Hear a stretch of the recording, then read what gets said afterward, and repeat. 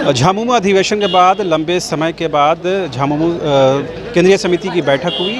बैठक में किन बिंदुओं पर मूल रूप से चर्चा हुई, उस विषय पर बात करने के लिए हमारे साथ मौजूद हैं पार्टी की सांसद महुआ माझी जी। सबसे पहले गुरु जी ने क्या संदेश देने की कोशिश की है?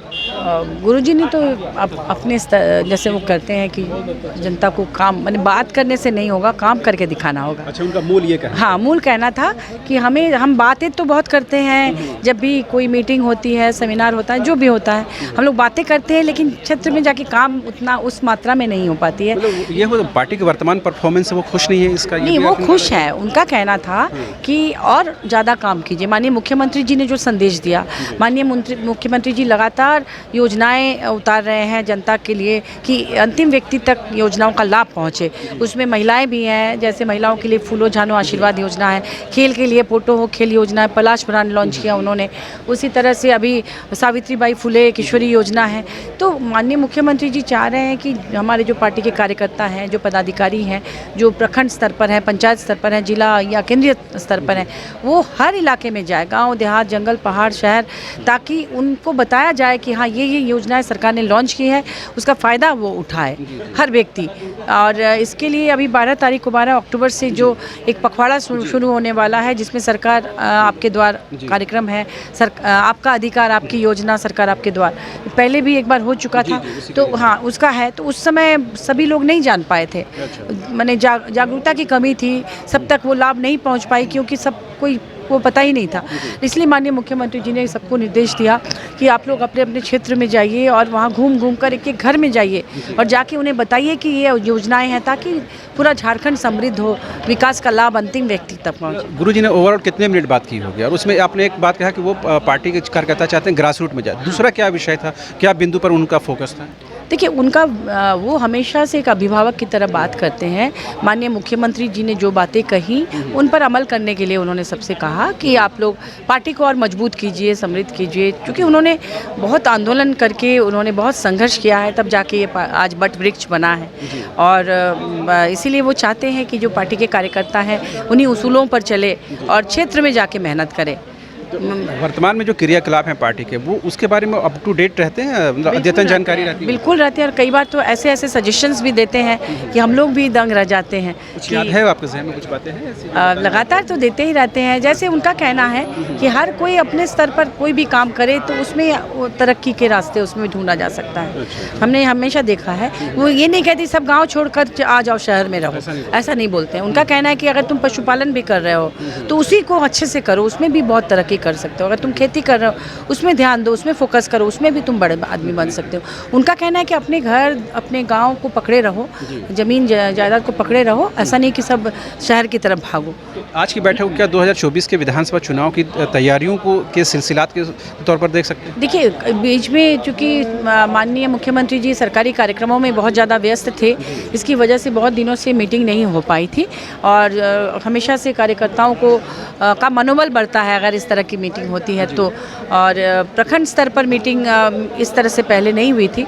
जब भी होती थी तो जिला की और केंद्र सेंट्रल कमेटी की होती थी। तो इस बार एक नया हम लोगों को अच्छा लगा कि प्रखंड के भी पदाधिकारियों को भी यहाँ बुलाया गया, तो इससे उनका मनोबल बढ़ा। अब वो माननीय मुख्यमंत्री जी के निर्देश को, गुरु जी के निर्देश का पालन करेंगे और भी जोश के साथ, उत्साह के साथ। उन्होंने घोषणा भी की है कि जो सबसे ज़्यादा जहाँ से आवेदन आएंगे उनको, अगर वो पंचायत स्तर पर है तो उसको 50,000 रुपया, अगर वो प्रखंड स्तर पर है तो उसे 2 लाख, और अगर जिला स्तर पर है तो उन्हें 5 लाख रुपया प्रोत्साहन राशि।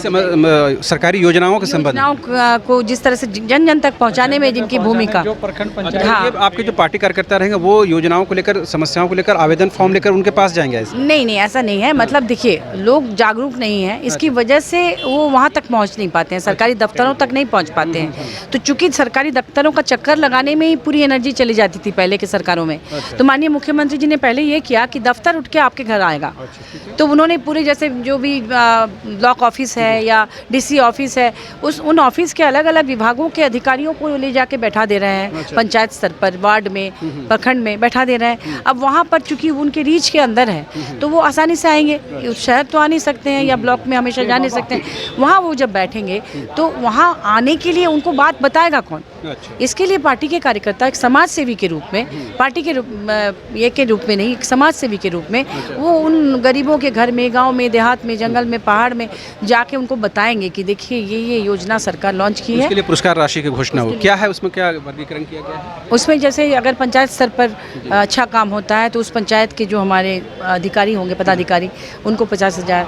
अगर प्रखंड स्तर पर अच्छा रिजल्ट आता है तो एक प्रखंड को जो सबसे अच्छा परफॉर्मेंस देगा उनको 2 लाख रुपए, और जो जिला सबसे ज़्यादा परफॉर्मेंस जिसका अच्छा रहेगा उसको 5 लाख रुपए प्रोत्साहन राशि। एक आखिरी सवाल, क्योंकि आपने सुना होगा दुमका में एक बेटी के साथ घटना हुई, पत्रकारों ने भी आपको बताया होगा, आपको क्या लगता है कि ये घटनाएं अचानक से बढ़ी हैं या समाज में इस तरह की घटनाएं घटती रही थी, उसकी रिपोर्टिंग कम होती थी?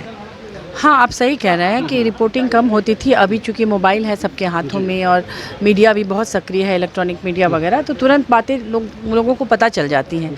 लेकिन जैसा भी है ये बहुत ही निंदनीय है, हम लोग इसकी घोर निंदा करते हैं। माननीय मुख्यमंत्री जी ने भी बहुत चिंता व्यक्त की है। आपने देखा होगा कि इस तरह की घटनाएं जो हुई हैं, त्वरित कार्रवाई करते हुए माननीय मुख्यमंत्री जी ने उसे अरेस्ट करवाया है। आपने देखा होगा बहुत कम समय के अंदर अरेस्ट हो गए हैं अपराधी, लेकिन ज़्यादातर जो अपराधी रहे हैं वो परिचित निकले हैं। पीड़िता के साथ या तो उनकी दोस्ती थी या प्रेमी थे या रिश्तेदार थे। तो जब कोई परिचित इस तरह से अचानक हमला करता है तो पहले से किसी को तो जानकारी होती नहीं है। इसलिए हम लोग अपील करेंगे अभिभावकों से और ऐसी लड़कियों से भी कि अगर कोई इस तरह से लग रहा है कि उसकी गतिविधि सही नहीं है तो शुरुआती दौर में ही आप लोग पुलिस को इन्फॉर्म कीजिए ताकि पुलिस भी समय रहते उन पर कार्रवाई कर सके। एक आखिरी सवाल, ये हम बोले अगर तमाम जो घटनाएं हो रही महिलाओं को लेकर, लड़कियों को लेकर, अगर वैसे में महिला आयोग का एग्जिस्टेंस नहीं होता है तो सरकार की गंभीरता पर भी तो सवाल उठते हैं। देखिए, ये सरकार का मामला है कि बहुत सारे आयोग और बोर्ड निगम हैं जिसको होना है, होगा भी। बीच में कोविड की वजह से 2-2.5 साल तो ऐसे ही चले गए, तो अब सरकार एक एक करके सारे काम को निपटा रही है, निश्चित रूप से करेंगे।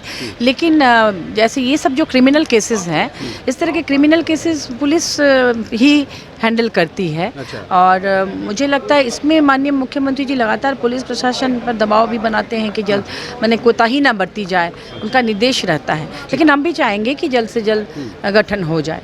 जी, थैंक यू। तो आपने सुना, ये थी झामुमो की सांसद महुआ मांझी, जिन्होंने साफ तौर पर कहा कि झारखंड में महिला आयोग का गठन हो, इस बारे में वो भी प्रयासरत रहे और सरकार भी इस दिशा में काम कर रही है। जल्द से जल्द महिला आयोग का गठन होगा। साथ ही उन्होंने ये कहा कि ऐसे मामलों का निष्पादन जो है पुलिस प्रशासन के स्तर पर होता है, उस पर सरकार का लगातार दबाव बना हुआ है। मुख्यमंत्री हेमंत सोरेन ने भी इस मामले को लेकर गंभीरता और चिंता जताई है।